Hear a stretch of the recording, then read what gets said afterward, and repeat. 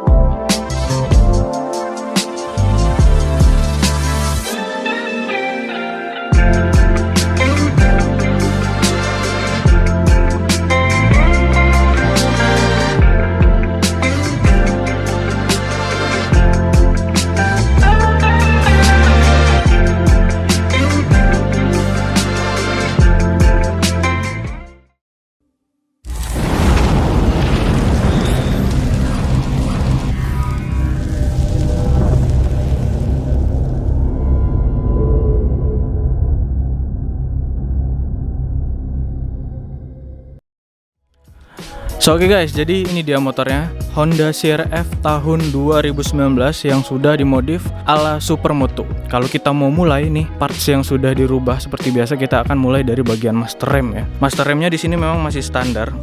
Cuy, motornya tinggi banget, gue nih jinjit nih. Master remnya di sini masih standar, cuman handle-nya udah diganti dengan merek Expedition. Ya. Oke, dia mereknya Expedition, dia cuman ganti handle-nya doang nih, kanan kiri ya. Tuh sama merah di sana juga. Ini handle-nya Expedition. Terus kemudian ini apa ya namanya ya? Bar end protector, apalah itu ya. Gua nggak tahu juga sih nama murninya gitu apa sebutannya. Ya, ini pakai merek Protector warna merah. Kemudian ini hand gripnya ini udah agak mulai jelek nih. Katanya sih ini hand gripnya mereknya Kawahara. Cuman karena dia original, kalau yang original itu memang dia agak sedikit lengket kalau udah lama dipakai itu. Jadi gripnya semakin kuat gitu ya kan. Oke, lanjut ke sebelah sini ya sama ya. Sebelah sini sama, pakai handle-nya Exhibition, kemudian bar end-nya ini dia pakai Protector. Sama-sama warna merah, mungkin nyelarasin sama stripping yang di sini kan dia list-listnya itu kayak warna merah gitu sih ya kan. Terus ini stangnya juga udah diganti. Stangnya ini mereknya TDR ya, di sini kelihatan lah gede banget ya. Ini mereknya TDR. Stangnya mungkin khusus untuk CRF ya sepertinya. Kayaknya kalau pasang di Matic kayaknya nggak bisa ya, karena ininya diameter stangnya lebih besar kalau gue lihat sih ya di sini. Jadi kayaknya kalau di Matic kegedean sih ya. Kayaknya sih, gue juga nggak tahu ya. Kalau gue lihat sih kayaknya kegedean untuk stangnya. Oke, lanjut. Di sini ada spacer. Di sini dia pakai spacer buat supaya lebih tinggi lagi. Jadi di sini kan ada spacer bawaannya nih. Nah, itu spacer bawaannya yang ini. Nah, dia itu ditambahin lagi. Tambahannya ini supaya agak lebih tinggi. Jadi kayak kelihatan lebih maco lah ya tuh kalau dari depan ya. Kalau misalnya dia ceper, stangnya nggak terlalu kelihatan ya. Apa sih namanya merek TDR-nya ini? Ya, spacernya dia di sini pakai punya Nitex mereknya. Tuh ya, kelihatan nggak? Oke, gua zoom. Nah, dia mereknya pakai punya Nitex. Spacernya warna merah juga ya. Kayaknya ownernya ini doyan banget ya konsep-konsep yang warna merah-merah kayak gini ya nggak sih. Terus itu ya bagian stang. Oh ya, di sini juga ada tambahan saklar di stangnya ini. Nah, ini nih sebetulnya cuman buat ngidupin matiin lampu doang sih, karena kan si Honda CRF ini dia lampunya automatic light on ya. Dia ketika dihidupin motornya lampunya langsung hidup. Mungkin ownernya kurang suka makanya ditambahin lagi di sini saklar on off by BRT ya. Saklar on off nya ini by BRT, jadi lampunya sekarang bisa dimatiin hidupin ya itu doang sih kalau untuk bagian stang ya. Memang aksesorisnya nggak terlalu banyak, tapi ngasih kesan kayak motor itu sangar gitu jadi kelihatannya. Ya nggak sih, gue kalau bawa motor ini jadi auto arogan cuy. Asli, nggak salah lagi ya. Oke, kita lanjut ya bagian bawah. Nah, bagian bawah ini juga ada merah-merahnya nih. Bagian bawah di sini ngeri banget nih. Ini dia stepnya udah diganti merek Kawahara, nih ya. Kawahara yang gerigi-gerigi gini cuy. Lu kalau pakai sendal naik motor ini tuh kayak nyucuk-nyucuk gitu. Gue sempet beberapa kali ya bawa motor ini pakai sendal, tapi sekarang gue pakai sepatu ya. Ini nyucuk-nyucuk banget, nggak enak di bawahnya. Tapi kalau pakai sepatu enak asli cuy, ngegrip banget dia. Ke sepatu itu kayak ngegigit banget ya. Oke, lanjut ya ke bagian atas. Di sini ada knalpot. Knalpotnya by Harmony Bandar Lampung, Harmony Racing. Untuk suaranya, ya gue nggak akan ngidupin motor ini di sini karena takut berisik ya. Di sini daerah perumahan, gue takut ganggu nantinya kalau misalnya gue hidupin, karena ini knalpotnya bisa dibilang ngebass, suaranya bulat banget tapi cukup berisik kalau menurut gue. Dan knalpot ini custom dari silencer sampai ke headernya. Nah, ini di custom langsung dan requestnya itu tameng knalpot yang di sini tetap terpasang. Jadi karena kita custom ya, jadi tameng knalpot yang di sini masih tetap terpasang. Tapi kalau misalnya kata ownernya, kalau misalnya beli parts aftermarket, ininya nggak bisa kepasang dan mentok. Nah, mentoknya itu kenapa? Karena swing armnya udah diganti cuy. Swing armnya itu udah diganti punya R15 V3. Ya, R15 V3 coba lo bayangin, motor sport dipasang ke motor trail yang kayak gini kan mind blown juga ya. Gue juga gak kepikiran loh kalau orang ini bakal masang arm R15 coy di motor ini. Gila, ini banana loh aslinya, cuman kan di sini covernya dibuka jadi kelihatan kayak lebih cungkring tapi keker ngelihatnya gitu. Gila, gokil sih, makanya gue pengen review motor ini. Terus bagian bawahnya ya, untuk pemasangannya unit tracknya ini dia pakai punya KLX ya. Unit track ini kemudian dibikin dudukan baru supaya lebih tinggi. Nah ya, unit tracknya ini dia punya KLX. Terus linknya ini dia pakai punya Fiction. Dia pakai punya Fiction yang di chrome ya, atau bawaannya memang sudah chrome, gua nggak tahu ya. Tapi ini warnanya mengkilat ya, warna chrome. Kemudian ini juga dibor supaya dia posisinya lebih tinggi. Kenapa? Karena dia mentoknya di sini cuy, knalpot ini mentok. Kalau misalnya beli aftermarket yang memang khusus CRF, dia bakal mentok knalpotnya. Karena ini dia custom, jadi di request supaya leherannya itu bisa nekuk sedikit ke atas supaya nggak mentok sama swing armnya. Jadi gitu kenapa knalpotnya di request sesuai dengan kemauan si owner supaya nggak mentok sama armnya. Itu sih yang buat gue kaget. Hah? Pakai arm R15 cuy, gila.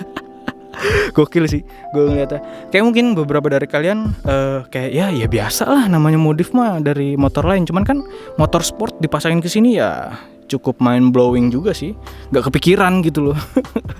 Oke, di bagian velg belakang nih ya. Di bagian velg belakang ini sudah diganti merek TK Japan. Nih ya, mereknya TK Japan di sini. Nah, ukurannya itu yang belakang ini ukuran 17, lebarnya 3,5 in. Lebar ini ya, lebar tapaknya ya. Kata ownernya sih ini masih kurang gede, lebar tapaknya harusnya pakai 4 in atau 4,5 in gitu supaya si bannya itu dia lebih keluar gitu. Ini bannya katanya sih terlalu besar untuk ukuran pelek ini. Cuman kalau gue sih ngelihatnya ya masih pantas-pantas aja ya. By the way, ukuran bannya ini dia 180/55. Oke. Ya, 180/55 merek Batlax Hyper Sport. S apa ini? Ini S ya. S21R. Kalau ngelihat dari belakang itu dia bannya itu kayak ngelebar gitu, nggak terlalu ngebulet. Mungkin kalau misalnya nanti diganti pelek yang lebih besar, dia bisa ngebulet, ngedonat gitu ya nggak sih? Karena di sini kalau kalian lihat sisi sebelah sini itu terlalu masuk ke dalam gitu, terlalu nyempit ke dalam karena dia bagian lebar peleknya terlalu kecil untuk si bannya, tapi tetap bisa kepasang. Oke, lanjut. Ini bagian tromol. Bagian tromol dia di custom cuy. Ini tromolnya punya KLX aslinya bawaannya.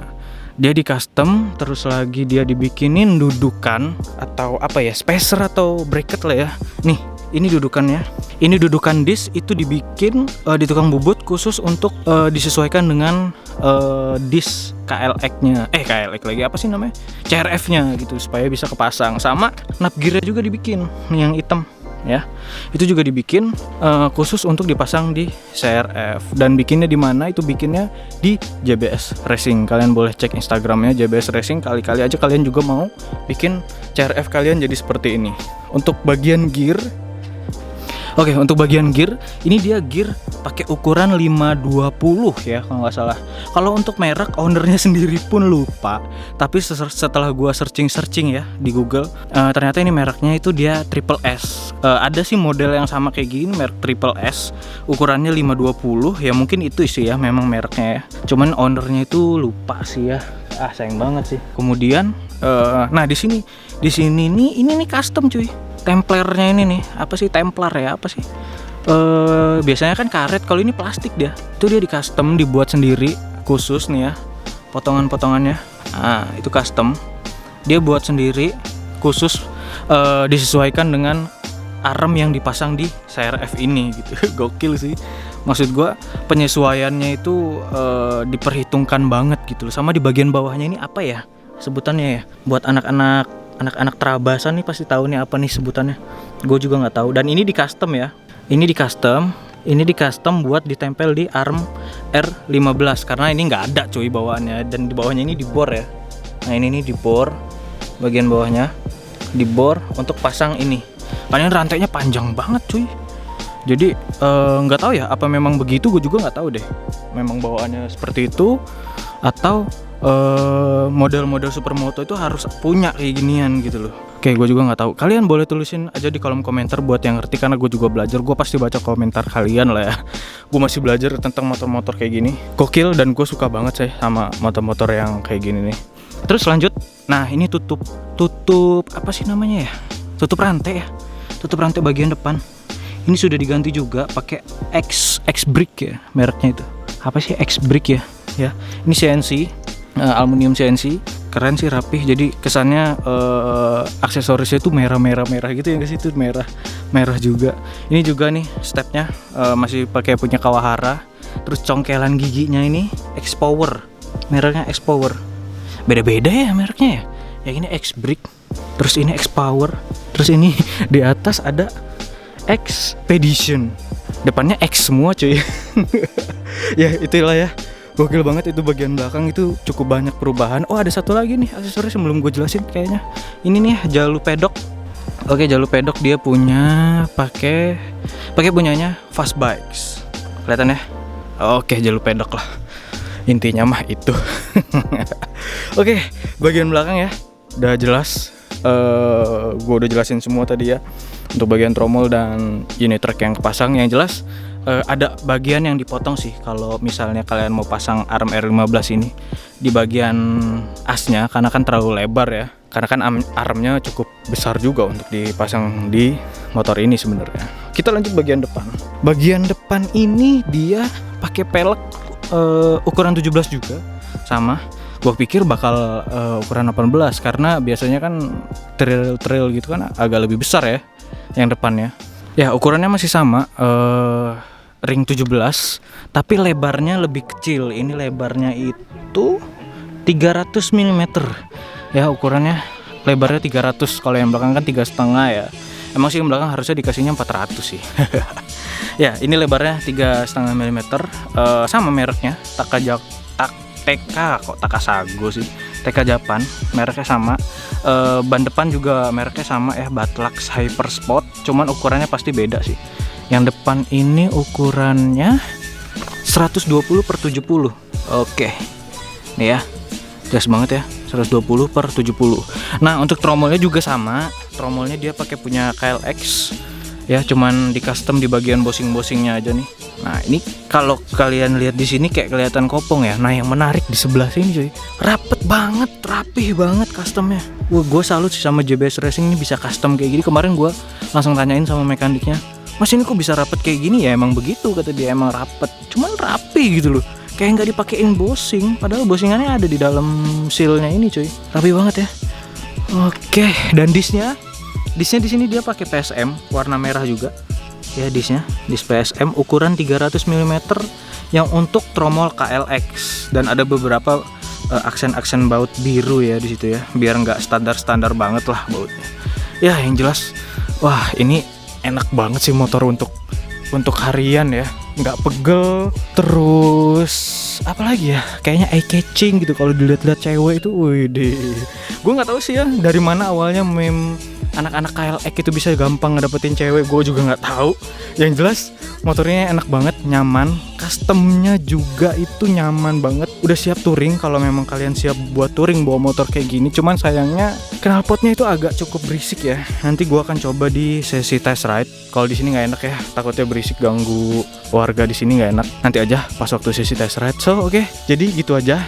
Buat kalian yang penasaran sama suara knalpotnya, tungguin di video selanjutnya di sesi test ride. Jadi gitu aja untuk review motor CRF 150L 2019 kali ini. So oke guys, jadi itu dia motornya Honda CR-F tahun 2019 yang sudah dimodifikasi ala Supermoto. Sorry banget kalau gue baru bisa nge-review motor ini sekarang karena ya dari kemarin itu hujan terus cuy, gila. Gue juga nggak enak mau bawa motor ini hujan-hujanan karena ownernya sendiri pun nggak pernah bawa motor ini hujan-hujanan selama 1 tahun ini gitu. Masa gue mau bawa hujan-hujanan motornya, kan nggak enak lah ya. Gue juga udah nggak enak banget karena ini udah kelamaan ada di rumah gue. Gue bakal segera balikin motor ini sambil nanti gue buatin video test ride untuk kalian denger gimana suara knalpot motor ini. So oke guys, jadi ya seperti itulah modifikasinya. Buat kalian yang baru ngeliat modifikasi kayak gini, apa kalian tertarik ya? Kalau gue sih tertarik banget ya kalau dikasih mah. So oke guys, jadi gitu aja untuk video gue kali ini. Seperti biasa, jangan lupa like, comment, share, and subscribe di channel gue untuk melihat video terbaru dari gue selanjutnya. Thanks for watching, sampai jumpa di video selanjutnya. Peace.